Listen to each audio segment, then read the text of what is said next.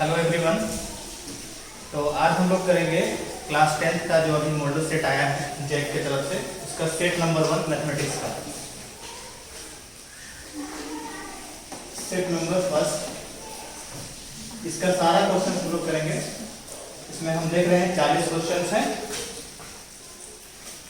इसका print out मेरे पास है, हम आपको क्वेश्चन एक्सप्लेन कर देंगे और उसका सॉल्यूशन भी।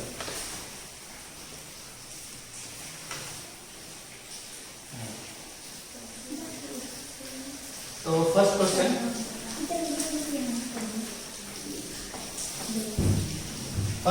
है 120 का अभाज्य गुणनखंड क्या होगा?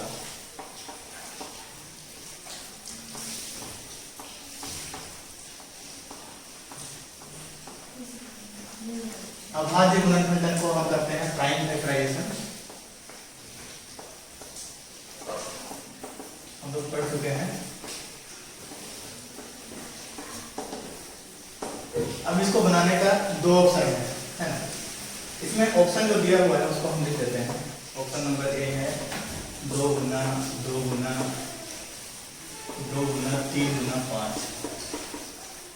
ऑप्शन नंबर बी है 2 गुना 2 गुना 3 गुना 3 गुना 5।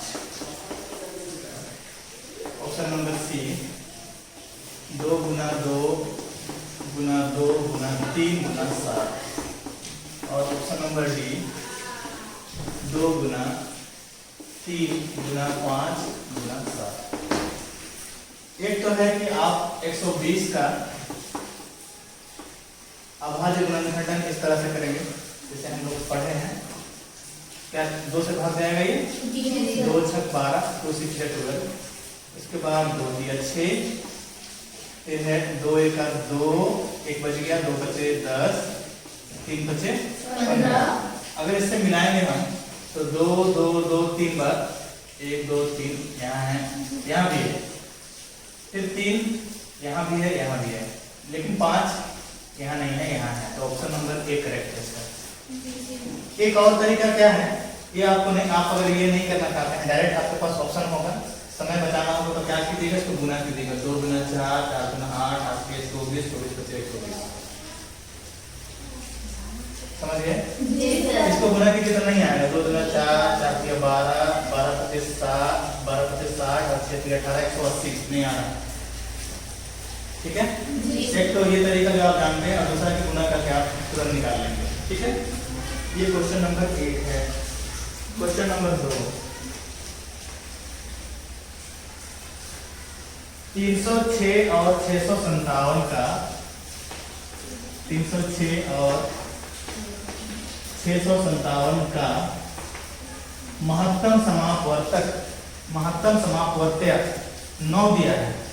ऐसे लिखा है महत्तम समापवर्तक मतलब HCF 9 है। तो आपको मालूम है इसका क्या निकालना है, LCM। कैसे निकालेंगे? एक सूत्र है HCF गुना LCM बराबर दो संख्याओं का गुणनफल।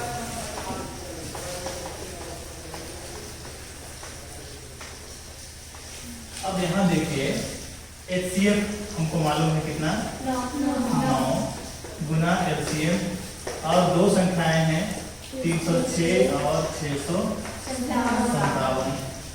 तो एलसीएम बराबर हो जाएगा 306 गुना 657 भागा 9।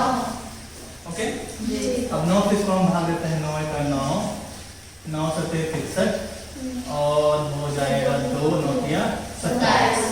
तो कुछ नहीं करना है, आपको दोनों को गुना करना है। और गुना करेंगे तो इसमें से एक ऑप्शन है, ऑप्शन नंबर बी 22 338 ये आ जाएगा। ओके, क्वेश्चन नंबर 3, 15 और 25 का HCF क्या है? देखिए आपको बनाना नहीं है इसको ना, बस आपको इसका आंसर निकालना है। 15 और 25 का HCF। यहाँ पर आपको बनाने का नंबर नहीं मिलेगा, सही उत्तर लाने का नंबर मिलेगा। और कंपटीशन एग्जाम दीजिएगा तो उसमें ऐसा ही मतलब जस्ट सवाल आता है। बहुत आसान है। 15 और 36 का एचसीएफ निकालना। 15 मतलब 3 गुना 5, 3 × 15 और 25 मतलब 5 गुना 5। एचसीएफ निकालने के लिए क्या करते हैं, दोनों में क्या मिल रहा है, 5 मिल रहा है, तो इसका एचसीएफ कितना होगा, 5।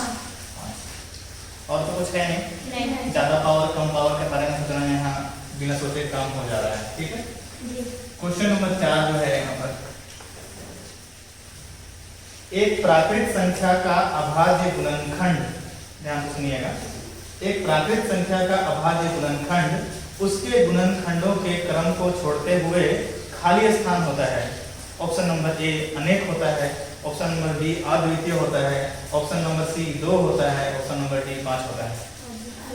अद्वितीय होता है, हम लोग किए हैं वाला, हम बताए थे कि एक प्राकृत संख्या का अभाज्य गुणनखंड उसके गुणनखंडों के क्रम को छोड़ते हुए अद्वितीय होता है। ये आपका ऑप्शन नंबर बी में है। बहुत इजी क्वेश्चन है ना। मतलब इसका अगर हम ट्रांसलेशन करें तो prime factorisation of a natural number is blank space irrespective of the order they come. तो यहाँ पर अद्वितीय का इंग्लिश हो जाता है यूनिक।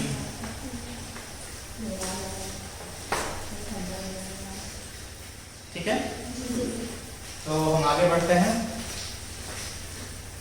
Question number 5।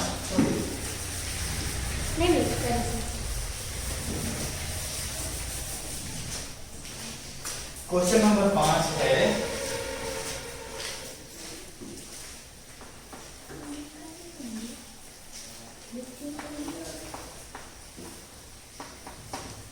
शून्यकों का योग, शून्यकों का योग दिया हुआ है √2, ये दिया है, मतलब सम ऑफ जीरोस √2 और गुणनफल। और ये सवाल में रहेगा, आपको ये सब लिखना नहीं है, ध्यान में सवाल से देख के तुरंत बना लेना है। गुणनफल दिया हुआ है 1/3, तो आपको निकालना है बहुपद क्या होगा।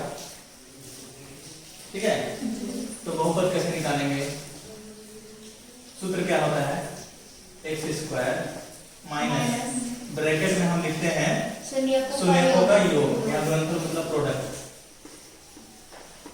योग कितना है, √2 x, यहाँ माइनस चिन्ह लगता है ना, प्लस शून्यकों का गुणनफल कितना, 1/3। अब क्या करना है, हम आपको बताए होंगे कि नीचे जब भी कोई संख्या रहेगा हर में, उससे सब गुना कर देंगे। ठीक है, तो ये हो जाएगा 3x² गुना कर दिए, यहाँ हो जाएगा 3√2x जोड़, ये 3 से करेंगे तो कट जाएगा, कितना बचेगा 1। यहाँ से 3 से गुना कर देंगे अगर, तो ये 3 और ये 3 कट जाएगा, कितना बचेगा 1। तो ये आपका ऑप्शन नंबर है, ऑप्शन नंबर बी में है ये। ठीक है, any doubt? Question number 6,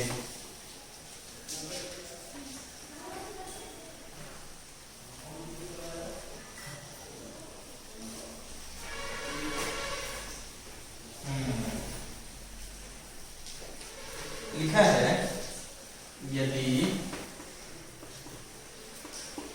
x² + bx + c के शून्यक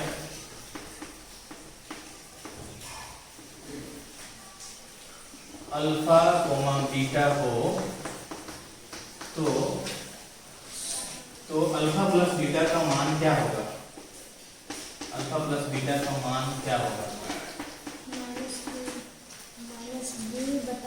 वेरी गुड, ये आप लोग को याद होना चाहिए कि अल्फा प्लस बीटा बराबर होगा -b/a। ठीक है, हाँ, तो शून्यक हो तो अल्फा प्लस बीटा मतलब शून्यक का क्या है, ये गुणनफल है ना। तो गुणनफल हम कैसे निकालते हैं, माइनस बी बटा ए, ये सूत्र है। अल्फा गुना बीटा क्या होता है, सॉरी सी बटा ए, ये आप याद रखेंगे। अब आप इसको नोट करना है।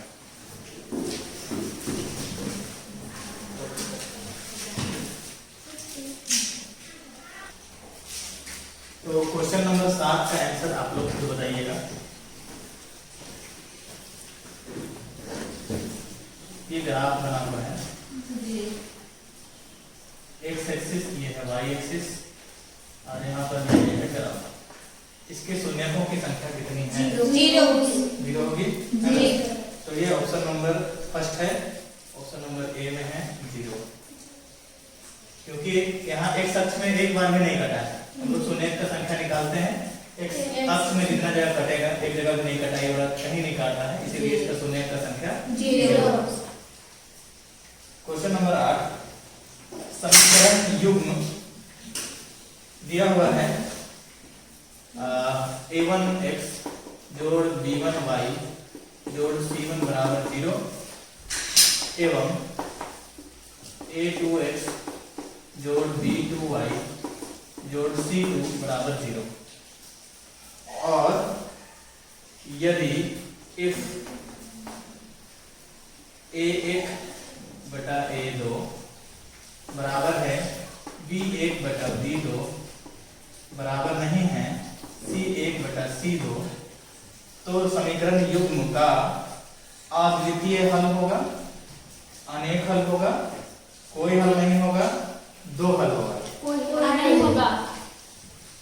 इसका करेक्ट आंसर होगा कोई हल नहीं होगा, ऑप्शन नंबर सी, कोई हल नहीं होगा।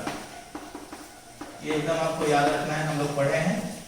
अगर ये दोनों बराबर नहीं हो, ऐसे अद्वितीय हल होगा। अगर ये दोनों बराबर नहीं हो तो, अगर तीनों बराबर हो, इसका अनेक हल, तीनों बराबर है, और एक बराबर नहीं है तो कोई हल नहीं। ठीक है, question number 9,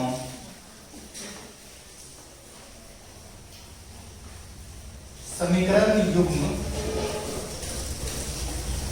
2x minus 3y और 2x माइनस 3y बराबर 0 और है 3x प्लस 4y जोड़ 20 बराबर 0।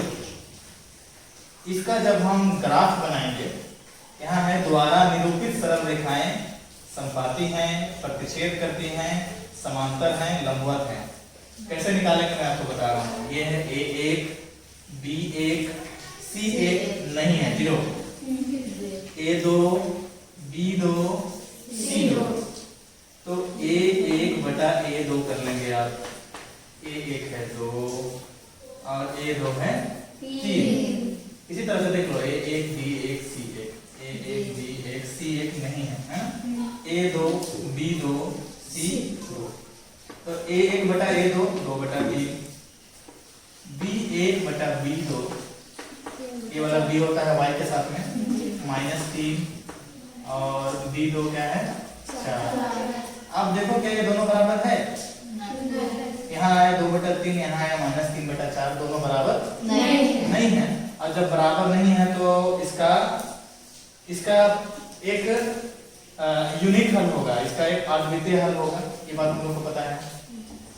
a1 बटा a2 बराबर नहीं है b1 बटा b2, तो इसका अद्वितीय हल होता है, लेकिन इसका जो ग्राफ होगा वो प्रतिच्छेद करता है, एक जगह मिलेगा, तब उसका अद्वितीय हल होगा। ठीक है, अनेक हल कब होता है, जब दोनों ग्राफ एक ही में मिल जाए, है ना।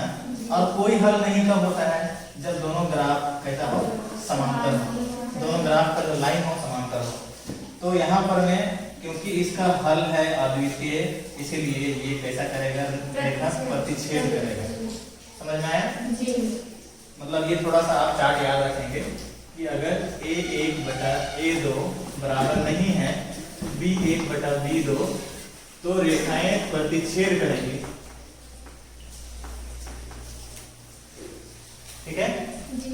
उसके बाद अगर A1 बटा A2 बराबर B1 बटा B2 हो और तीनों बराबर हो जाए तो इस स्थिति में ये रेखाएं एक दूसरे के संपाती रेखाएं होंगी, मतलब एक के ऊपर में दूसरा।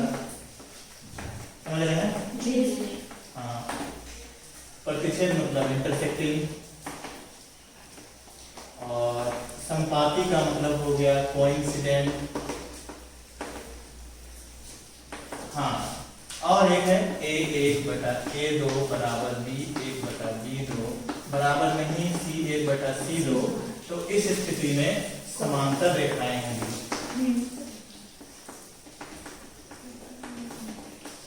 समांतर यानी कि पैरेलल। देखिए अगर गौर करें, इसमें हल होता है अद्वितीय, इसमें अनेक, माफ कीजिएगा, इसमें अनेक और इसमें एक भी नहीं।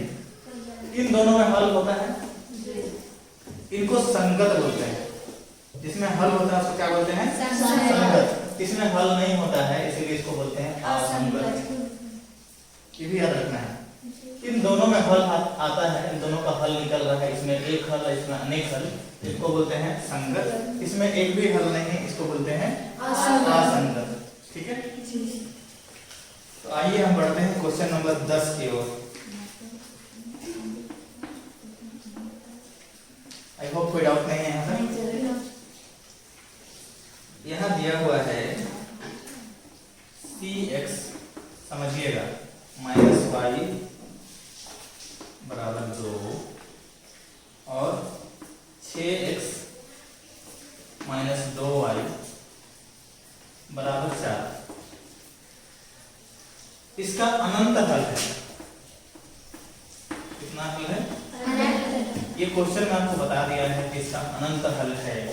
हाँ, अनंत हल किसमें होगा आप बताइए? इसमें अनंत हल होगा, है ना?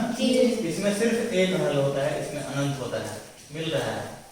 तो अनंत हल के लिए A1 बटा A2 बराबर B1 बटा B2 बराबर C1 बटा C2। तो यहाँ पर देखिए A1 की जगह क्या है? C है, तो C बटा 6 बराबर -1 बटा -2, ये भी बराबर होगा। ठीक है, लेकिन इससे जब अपना उत्तर आ जा रहा है, देखिएगा ये माइनस माइनस कट गया, कटा, ये 6 को इधर ले जाओ, C को छोड़ दिए, 6 को इधर ले जाएंगे तो 1 गुना 6 बटा 2, 2 1 का 2, 2 दिया, C का मान निकालना था, निकल गया। ठीक है, C का किस मान के लिए बोला था? तो C का मान हो गया कितना? 3। ऑप्शन नंबर ए में है। इजी है, ये थोड़ा याद रखना चाहिए और समझ में भी आना चाहिए। क्वेश्चन नंबर 11 की ओर हम लोग बढ़ रहे हैं।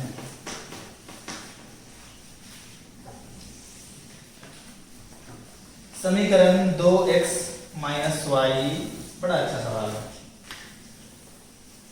आज तो करने में मजा आएगा। 2x माइनस वाई बराबर 5 दिया है एक समीकरण, और एक दिया हुआ है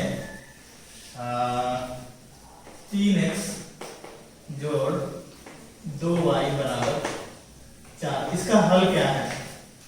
मतलब x और y का मान निकालना है। अब इसको हल करने के लिए हम लोग 3 विधि पढ़े हैं, लेकिन वो चौथा हम बता रहे हैं। ठीक है, वो 3 तो है ही, चौथा आप उत्तर से बना लीजिए कि सही उत्तर क्या है, इतना दिमाग में लगाना है। ऑप्शन नंबर ए है x बराबर 2 और y बराबर 1। ऑप्शन नंबर बी है x बराबर 2 और y बराबर -2। y बराबर 1 हम -1 है फर्स्ट ऑप्शन में। ऑप्शन नंबर सी है x बराबर 3 और y बराबर 0। ऑप्शन नंबर डी है x बराबर -3 और y बराबर -1। अब क्या करना है, बारी बारी से ऑप्शन पे यहाँ डाल के देखना है किसमें फिट हो रहा है। जिसमें फिट हो गया वही उसका उत्तर है। समझे बात को? x बराबर यहाँ 2 डाल ले, x बराबर 2, 2 दूना 4, डाल देते हैं।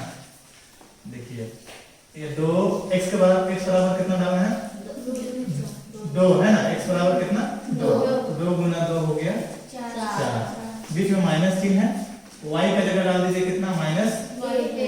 तो माइनस और ये माइनस हो गया प्लस 1। 4 जोड़े कितना आया जी? 5 आया ना। ठीक हो रहा है, इसमें भी फिट होना चाहिए, इसमें निकालना है। 3 गुना x का जगह 2 डालेगा, 3 गुना 6। फिर जोड़ और y की जगह घटाओ, तो जोड़ घटाओ यहाँ घटाओ, 2 एका 2। 6 में 2 घटाएंगे कितना आएगा? 4 आया जी। अच्छा यहाँ डाल कर देख लो, ये वाला 2 दूना 4 और ये वाला डाल ना 2 दूना 4 और यहाँ माइनस माइनस प्लस 2, 4 2 जोड़ेंगे तो कितना आएगा? 5। 4 और 2 जोड़ेंगे तो 6 आएगा, है ना। तो 5 नहीं आएगा, तो इसलिए ये ऑप्शन नहीं है सही। ये भी नहीं आएगा, ये भी नहीं आएगा, सही उत्तर ये वाला है। बात समझ में है? उसका मान को बस डाल देना है और देखना है किसमें उसका उत्तर आना है। हल करने का जरूरत नहीं है, डायरेक्ट क्वेश्चन नंबर 12। तब ना टाइम बचेगा। क्वेश्चन नंबर 12, वह रैखिक समीकरण युग्म जिसका कोई हल नहीं है, जिसका कोई हल नहीं है क्या कहलाता है? संगत। ऑप्शन नंबर ए संगत, ऑप्शन नंबर बी असंगत, ऑप्शन नंबर सी संपाती, ऑप्शन नंबर डी इनमें से कोई नहीं। असंगत। इन दोनों का हल है, इसको क्या बोलेंगे? संगत। इसका नहीं है असंगत। ठीक है, तो 12 का उत्तर हो गया बी नंबर असंगत। अच्छा, इसको इनकंसिस्टेंट बोलते हैं, इनकंसिस्टेंट।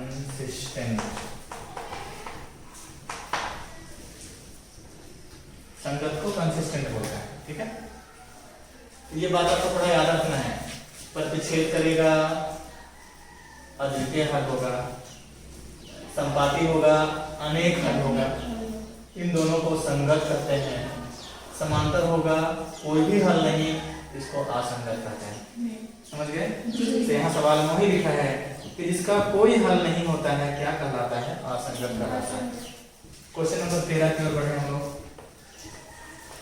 क्वेश्चन नंबर 13 बोल रहा है x जोड़ y बराबर 9। इसको आप लोग बताइएगा तुरंत से। x घटाओ y बराबर 1, इसका हल क्या है? ऑप्शन हम बताते हैं। ऑप्शन नंबर ए है 2, 2 मतलब x 2 y 2।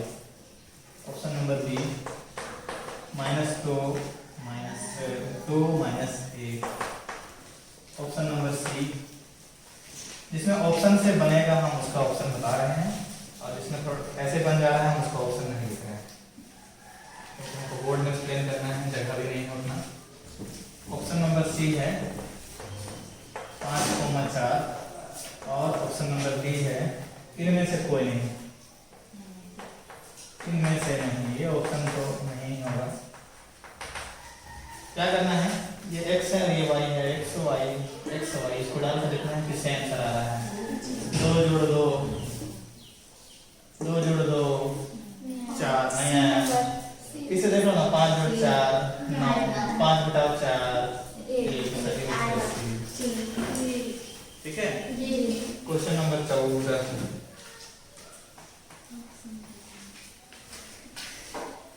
निम्नलिखित में कौन सा द्विघात समीकरण है? निम्नलिखित में कौन सा द्विघात समीकरण है?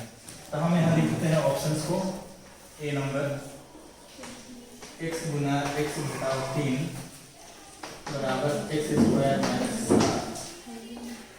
ऑप्शन नंबर बी x जोड़ 1 का घात 2 बराबर x square minus 5x। Option number C x जोड़ 1 का वर्ग बराबर 2x माइनस 3। और option number D x square जोड़ 3x जोड़ 1 बराबर x माइनस 2।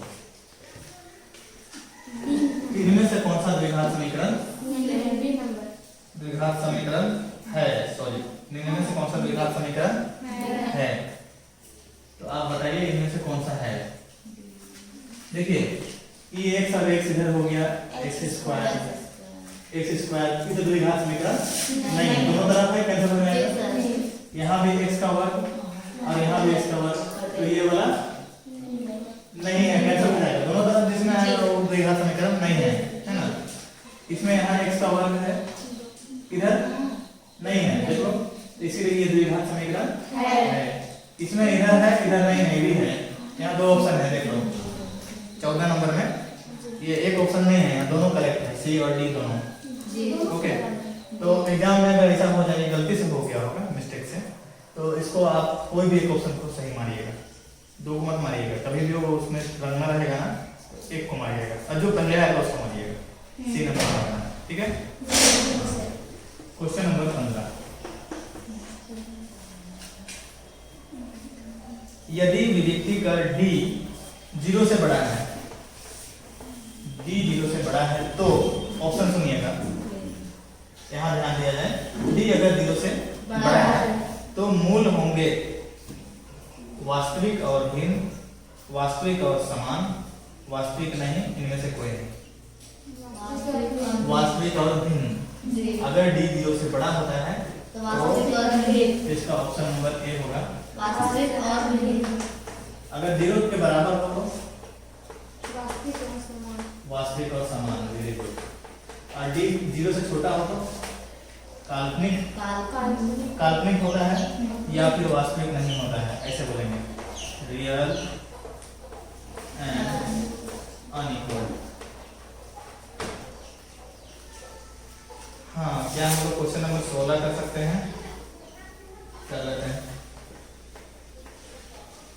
16 सवाल है कि द्विघात समीकरण x स्क्वायर जोड़ x घटाओ 1 बराबर 0 के मूलों की प्रकृति है वास्तविक तथा समान, वास्तविक तथा असमान, समान, वास्तविक नहीं। तो हम क्या करेंगे, इसका डी निकालेंगे, ठीक है, चेक करने के लिए। यहाँ a हो गया 1, यहाँ a होता है, b हो गया 1, c है -1, d निकालेंगे। d बराबर सूत्र क्या होता है, b square minus 4ac।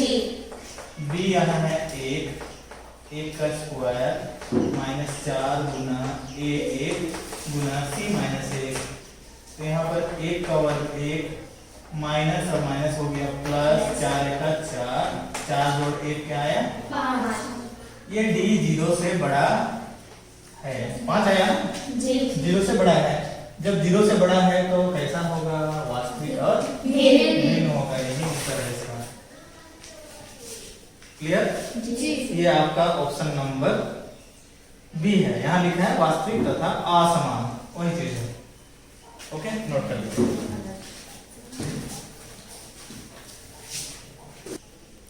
Question number 17 से हम लोग अगली वीडियो में क्लास करेंगे। ओके, तो क्वेश्चन नंबर 17 इस वीडियो में हम लोग कर रहे हैं। क्वेश्चन नंबर 17 कहता है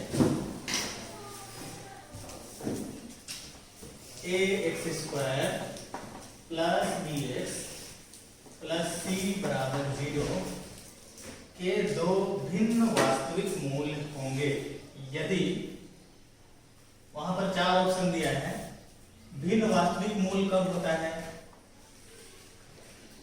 जब d 0 से बड़ा हो, और d का मतलब b स्क्वायर माइनस 4ac 0 से बड़ा हो। और यही ऑप्शन है आपका ऑप्शन नंबर सी, ये वाला, ये नहीं है ये, ठीक है।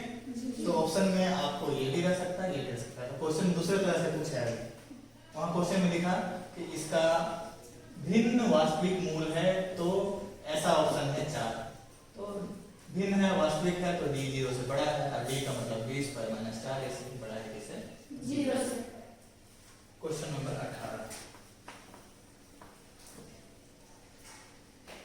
18 है, द्विघात समीकरण है x स्क्वायर माइनस x जोड़ 3 बराबर 0।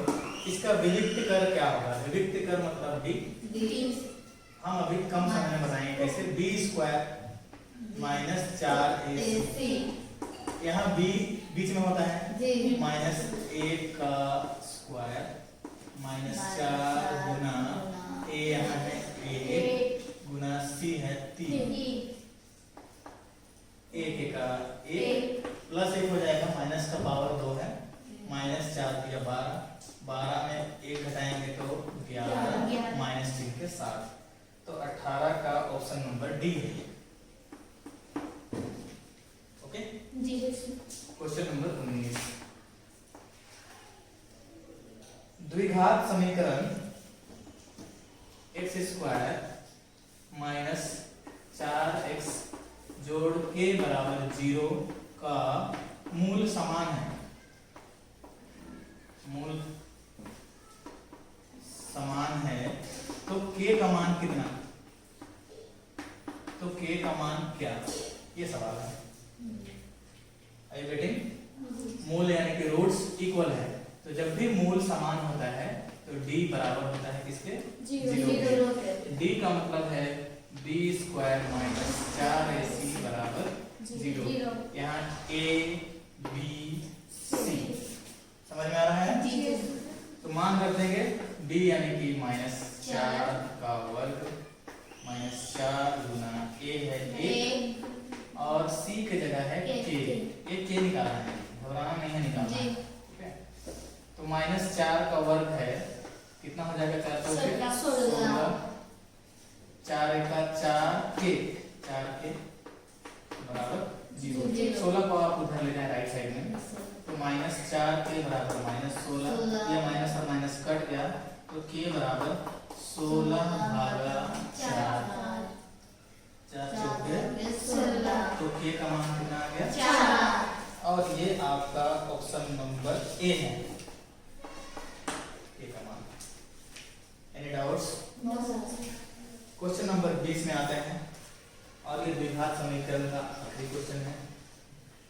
क्वेश्चन नंबर 20 में कहता है x स्क्वायर माइनस 5x जोड़ 6 का मूल ज्ञात करें। का मूल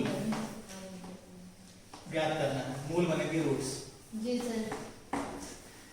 सो हियर वी गो। मूल निकालने के लिए क्या करेंगे, d बराबर b स्क्वायर माइनस 4ac, यहाँ b हो गया minus 5 square minus 4 Guna a कितना है 8 और c कितना है 6। समझ में आ रहा है, a b c 5 5 25 4 6 24 1 24 25 में 24 होता है 8। इसका मूल 1 होगा। सॉरी हम लोग विविक्ति कर ज्ञात कर दिया है ना। हाँ ये मूल नहीं हुआ, ये विविक्ति कर हो गया। चलिए कोई बात नहीं, किस निश्चय से अगर हम लोग को मूल निकालना हो तो हम लोग यहाँ से मूल निकालेंगे। x बराबर minus B plus minus root D बटा 2a, ये सूत्र होता है जी। याद है आपको जी। तो माइनस b है माइनस 5 हो जाएगा minus minus plus 5 plus root 1 बटा 2 गुना a कितना है 1 तो ये हो जाएगा 5 प्लस माइनस 1 बटा 2। 5 में 1 एक बार जोड़ेंगे तो कितना आएगा 6 बटा 2 और 5 में 1 घटाएंगे तो कितना आएगा 4। तो 2 3 6 आया और 2 गुना 4 आया तो 3 और 2 इसका उत्तर हो जाएगा, है ना जी। इसका मूल। और ये ऑप्शन नंबर बी में। ये तो लंबा तरीका हो गया, ऐसे में तो अपना टाइम जाएगा। शॉर्ट में कैसे निकालना है हम बता रहे हैं। ऑप्शन नंबर ए है इसका मूल का, ऑप्शन से बनाएंगे 2 2। ऑप्शन नंबर बी है 2 3। ऑप्शन नंबर सी है 3 0। ऑप्शन नंबर डी है इनमें से कोई नहीं। अब देखिए हम लोग को उत्तर मालूम हो गया 2 और 3। तो देखिए 2 अगर हम डालेंगे x के जगह में तो कितना हो जाएगा, मान को डालना है ना x की जगह में। ये शॉर्ट तरीका है, इतना मन में आएगा। x की जगह कितना डालना है 2 तो 2 दूना 4 माइनस 5 दूना 10 जोड़ 6 देखिए 0 आएगा। 4 6 जोड़ेंगे 10 घटा 10 कितना आया 0। अगर हम 3 डालते हैं 3 3 9 3 5 15 जोड़ 6 9 6 जोड़ के 15 घटाओ 15 कितना आ गया 0। अगर आप 2 2 डाल के देखिएगा 0 नहीं आएगा। 2 दूना 4 5 दूना 10 4 2 से तो आ जाएगा, ये वाला 2 से, लेकिन इस 2 से भी तो आ रहा है। हाँ देखिए इस क्वेश्चन में ये 2 2 तो हो सकता है, ये भी हो सकता है और ये भी हो सकता है ना। बेहतर होगा कि इसको बना ही लिए हम लोग। ये दोनों ऑप्शन हो सकता है, 2 2 में भी आएगा, लेकिन दोनों समान है ना जी। इसका मूल असमान होना चाहिए क्योंकि डी जो है 0 से बड़ा है, इसलिए इसका करेक्ट ऑप्शन कौन सा हो गया? 2 और 3। चलिए हम गलती से बना दिए लेकिन अच्छा ठीक ही बनाए, है ना जी। इसका ए नंबर में 2 2 है, इससे तो दोनों से हो जाएगा। अब 2 3 से भी होगा तो आप कंफ्यूज रहेंगे, लेकिन इसका मूल समान नहीं होगा क्योंकि डी 0 से बड़ा है, इसलिए करेक्ट ऑप्शन है इसका ऑप्शन 2 3। ओके जी। क्वेश्चन नंबर 21 बहुत इजी सवाल है। इसमें बोला है कौन एपी है, उसको चेक करना है। हम ऑप्शन लिख रहे हैं। ऑप्शन नंबर ए है 2 4 8 16 2 2। Option number B 1 3 5 7 2 2। इसमें से कौन सा एपी है आपको बताना है। कौन सा एपी है? एपी चैप्टर याद है या भूल गए? याद है। 5 25 125 625। इसमें से कौन सा एपी है? सी नंबर है। ये तो गुना है, घटा के देखना होता है। 4 में 2 घटाए तो 2, 8 में 4 घटाए 4, 16 में 8 घटाए तो 8, बराबर नहीं आ रहा। 3 में घटाए 2, 5 में 3 घटाए 2, 7 में 5 घटाए 2। यही ऑप्शन है। आ गया उत्तर तो अगला ढूंढना नहीं है, ठीक है आपको जी सर। क्वेश्चन नंबर 22 2 7 12 का 10वां पद क्या होगा? 10th term. ए एन बराबर ए जोड़ एन घटाओ ए गुना डी। तो ए 10 बराबर ए जोड़ 10 घटाओ 1 9 9 डी। ए यानी कि पहला पद 2 9 गुना डी यानी कि 7 में 2 घटाए तो 5 2 जोड़ 9 बचे 45 जोड़ दिए तो हो गया 47। तो 22 का 47 ऑप्शन नंबर सी है इसका करेक्ट। ओके अब आता है अच्छा वाला सवाल। सवाल तो सब अच्छे हैं क्योंकि सब में एक ही नंबर मिलना है। 2 अंकों वाली कितनी संख्याएं 3 से विभाजित हैं? 2 अंकों वाली कितनी संख्याएं 3 से विभाजित हैं? तो 2 अंक वाला संख्या कहां से शुरू होता है? 10 से होता है जी। 9 एक अंक है, 8 एक अंक है, 10 11 12 ऐसे। तो देखा जाए तो 3 से भाग नहीं जाएगा, ये भी नहीं जाएगा, ये जाएगा जी सर। तो पहला कौन हो गया? 12। फिर कौन होगा? 15 3 से विभाजित जी 18 21। चलिए बढ़ेंगे हम लोग ऐसे करके आखिरी में अगर हम जाएं तो 99 होगा जी सर। 3 3 9 3 3 9 99 के बाद 100 होता है। ये 2 अंक का नहीं है, 3 अंक का है, इसलिए इसको नहीं लेंगे, इसको नहीं लेंगे, इसको नहीं लेंगे। तो अपना 80 मिल गया है। 12 15 18 लास्ट में 99। तो कितना है इसको गिनना है। कैसे गिनेंगे? देखिए यहाँ पर में ए हो गया, पहला पद हो गया 12, डी हो जाएगा 15 में 12 का टाइम पे कितना 3, और आखिरी पद यानी कि ए एन है 99। सूत्र लगाएंगे आंसर आ जाएगा। देखिए लगा देते हैं। ए एन बराबर ए जोड़ एन घटाओ 1 गुना डी। अब मान रख दीजिए ए एन कितना है 99, ए कितना है 12, एन नहीं पता है और डी कितना है 3। लोग बना लेते हैं इसको। 12 को इधर ले आएंगे, 99 घटाओ 12 बराबर इधर बच गया n घटाओ 1 गुना 3। देख लीजिए सही है क्या? 12 को इधर ले आए, घटाओ 12 हो गया, n घटाओ 1 गुना 3 बच गया है। ठीक है, इसको घटाते हैं। 9 में 2 घटाए 7, 9 में 1 घटाए 8, 3 गुना है, इसको भाग कर दीजिए, इधर बच गया n घटाओ 1। ये 3 से भाग होगा क्या? 3 गुना 6 और 3 9 17।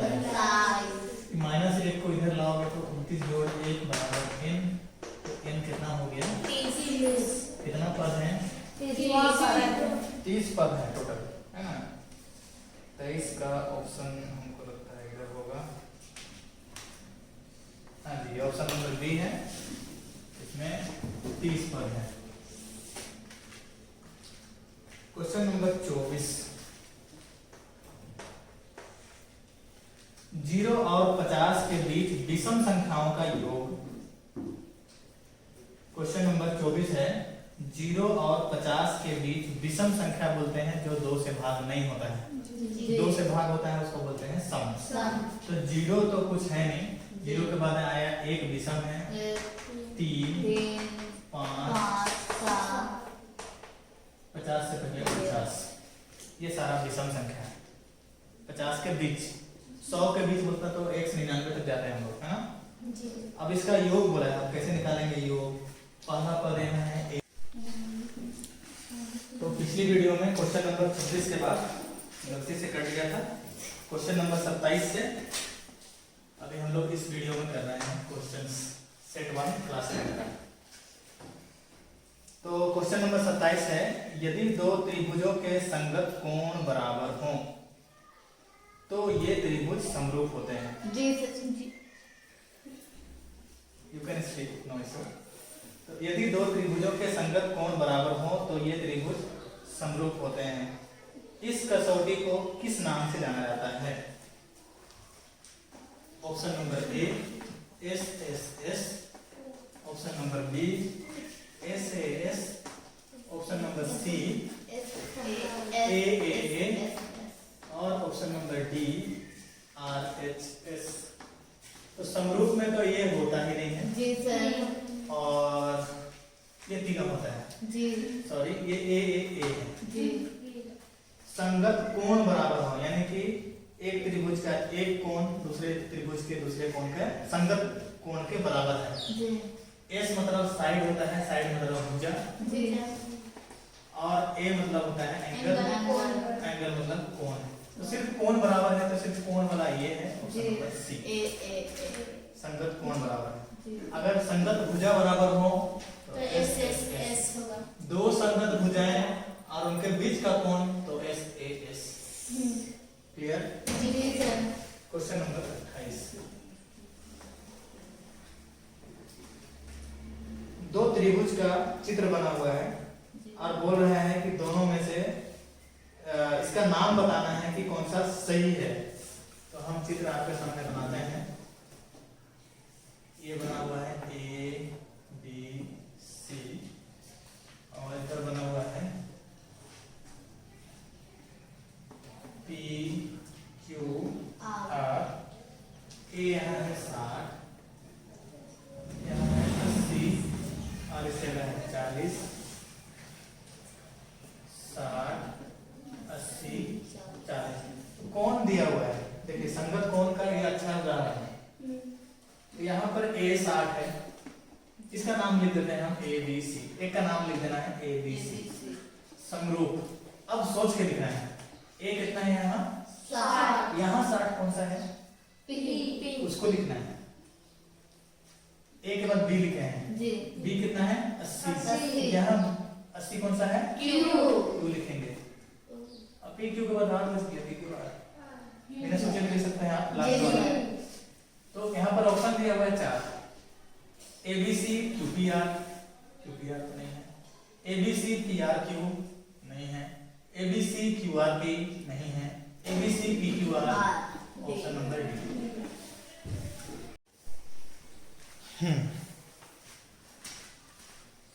तो क्वेश्चन नंबर 27 है, यदि 2 त्रिभुजों के संगत कोण बराबर हों तो ये त्रिभुज समरूप होते हैं। इस कसौटी को किस नाम से जाना जाता है ना। तो संगत कोण यानी कि तीनों कोण बराबर है, ए से एंगल होता है यानी कि ए इसका करेक्ट आंसर है। ओके, क्वेश्चन नंबर 28 है, इसमें चित्र दिया हुआ है ए बी सी और पी क्यू आर, जिसमें कि कोण ए 60 है, बी है 80, सी है 40। तो इसका नाम लिखना है आपको, सही नाम ऑप्शन में से ढूंढना है। कैसे निकालेंगे? ए बी सी तो आप लिख लेंगे, ये यहाँ पर मैंने लिखा हुआ है ए बी सी, और दूसरी तरफ A 60 है, यहाँ P 60 है, यहाँ B 80 है, यहाँ Q 80 है और यहाँ C 40 है, यहाँ R 40 है। इसीलिए करेक्ट है ABC समरूप वर्ग किसके PQ R के। Question number D. Question number 29 है, यदि दो समरूप त्रिभुजों के संगत भुजा का अनुपात है 4:9 और इसका क्षेत्रफल निकालना है। तो क्षेत्रफल हमेशा बड़ा होता है, तो निकालने के लिए हम ये कर चुके हैं कि शॉर्ट में कैसे करना है। इसका 4 को 4 से ही गुना कर देना है 16 और 9 को 9 से गुना कर देंगे तो हो जाएगा 81। ठीक है, तो ये करेक्ट ऑप्शन है आपका ऑप्शन नंबर डी। अब क्वेश्चन नंबर 30 में आते हैं। क्वेश्चन नंबर 30 में एक समबाहु त्रिभुज है। समबाहु त्रिभुज का तीनों भुजा बराबर होता है, 2a के बराबर है। यहाँ आप देखिए 2a और इसका हमको शीर्ष लंब निकालना है, ये होता है शीर्ष लंब। ये कैसे निकालेंगे? पाइथागोरस प्रमेय से। पाइथागोरस प्रमेय लगाएंगे। AB इसका कर्ण है, AB का वर्ग बराबर AD का वर्ग जोड़ BD का वर्ग। यहाँ पर मान रख दिए, AB का 2a, AD का मान पता नहीं है, BD a, क्योंकि यहाँ पर जब लंब आया तो ये दो भाग में बढ़ जाता है, इधर भी a और इधर भी a। 2 दूना 4, AD का वर्ग AD, ये a को इधर लाए तो ये घटाव हो गया, 4 में 1 घटाए 3 और ये AD का वर्ग है तो वर्ग को इधर लेके आएंगे तो ये वर्ग